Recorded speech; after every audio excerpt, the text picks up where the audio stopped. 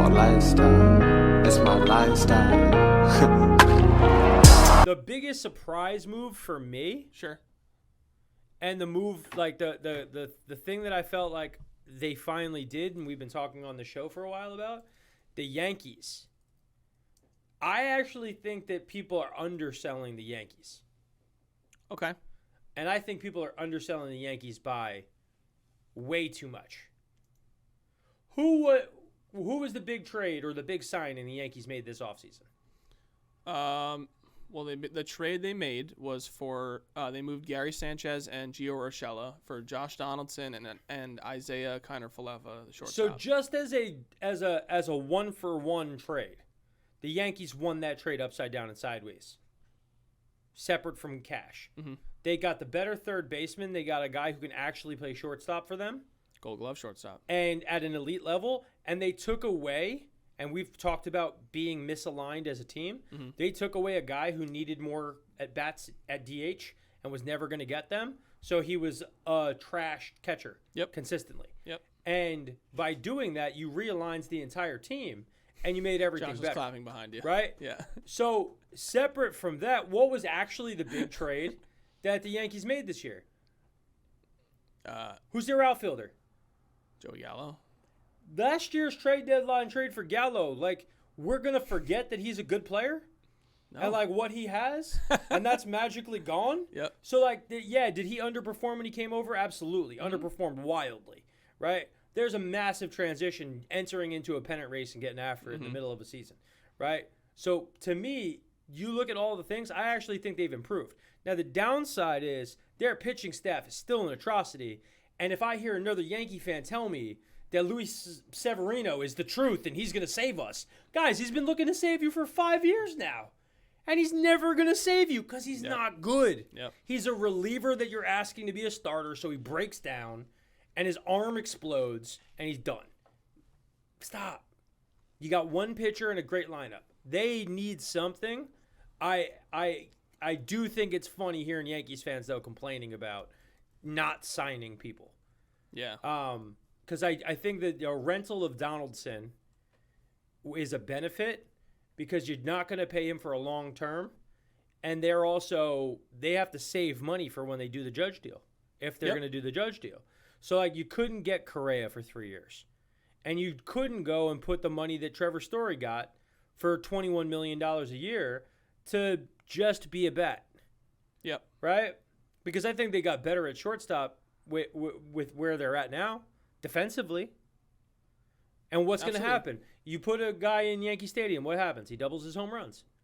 Absolutely. So I think he hit 8 home runs or something last year, 6 home runs, 8 home runs. Held to be a double-digit home run shortstop with a Gold Glove, ability. And I think there was the two ways of thinking about it. People wanted either go get the shiny shortstop or subscribe to maybe your way of thinking of wait on or get the Band-Aid until our prospect, who supposedly is the next Derek Jeter. And if he's a stud, right? Yep. You have a guy on your team already who's defensively can move to the bench and be an elite guy for you to spell him when he goes through the slumps and he goes through the things. Hey, we got a guy to be there for you. Mm-hmm. Cool. Relax. I actually think from a team-building standpoint, the Yankees did a phenomenal job.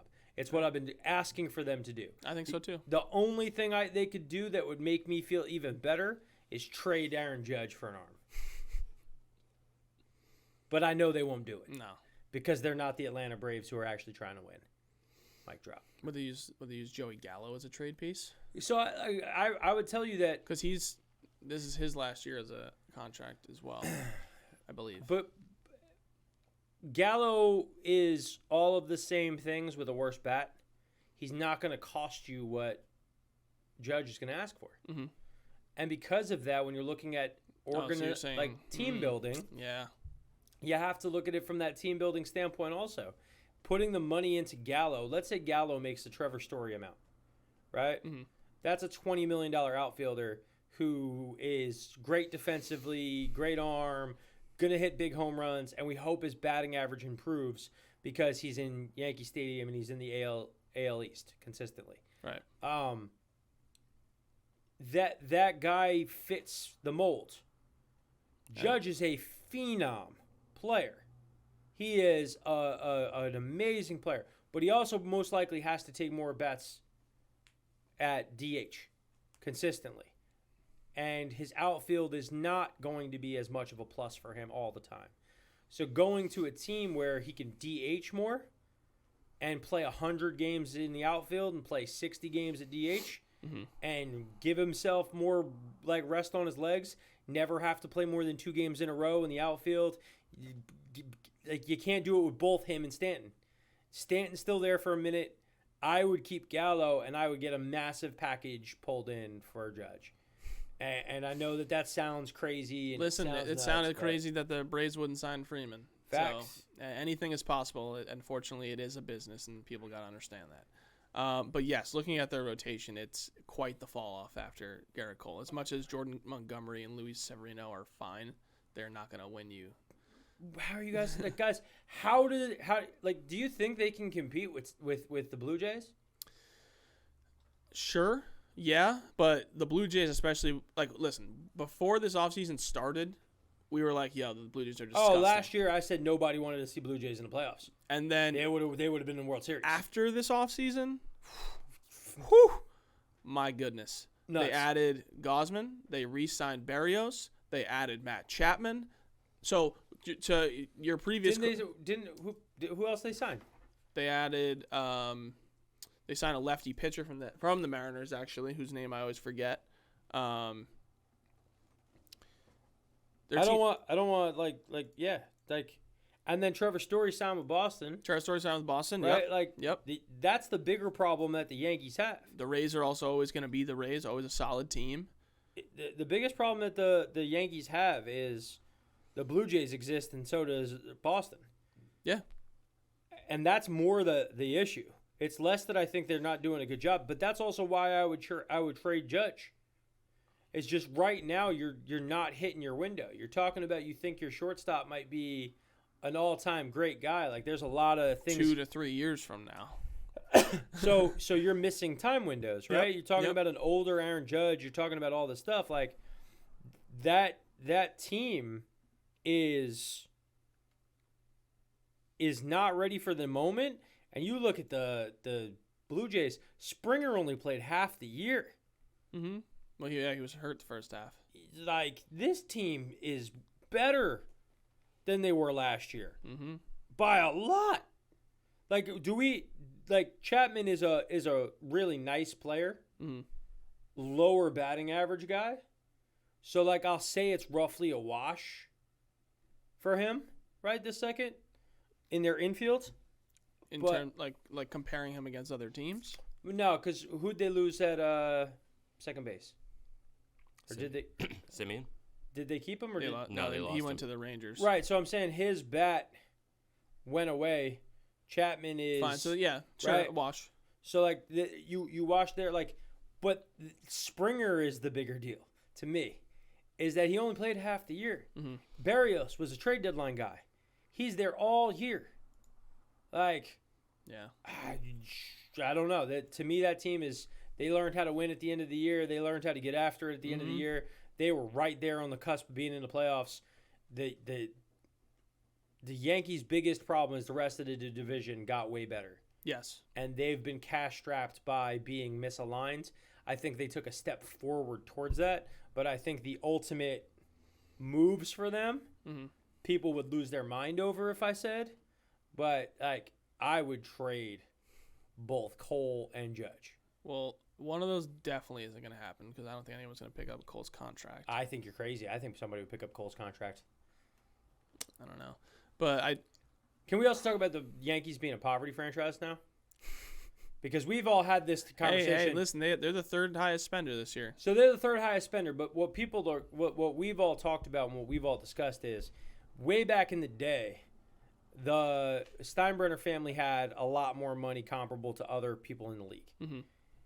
However, the other part of it is that it was George who had all the money, right? It wasn't the H brothers, right? And Hal's now running the team. I think Hal's individualized net worth is like $1 billion. Now, I know that this sounds crazy to say he's only worth $1 billion, but hold my beer for a second. The owner of the Toronto Blue Jays' net worth is $5.6 billion. So the Blue Jays their ownership group is at least twice as rich as the Yankees. And if we're going 1-to-1, the guy in full operational control versus the guy, it is 5 times more money. Mm-hmm. Right? What's the net worth of the Red Sox ownership group? A lot of money. Well, so and like you hear me what I'm saying? Like, yeah. The Yankees are now just not able to compete financially, and Yankees fans don't want to hear that because they think that the '90s was what it always was. $9.81 billion. $9.81 billion. So we're talking now that if we're going with the total of a Steinbrenner family net worth, Boston is roughly 4 times more. If we're going just based off of the guy in operational control, they're 9 times more.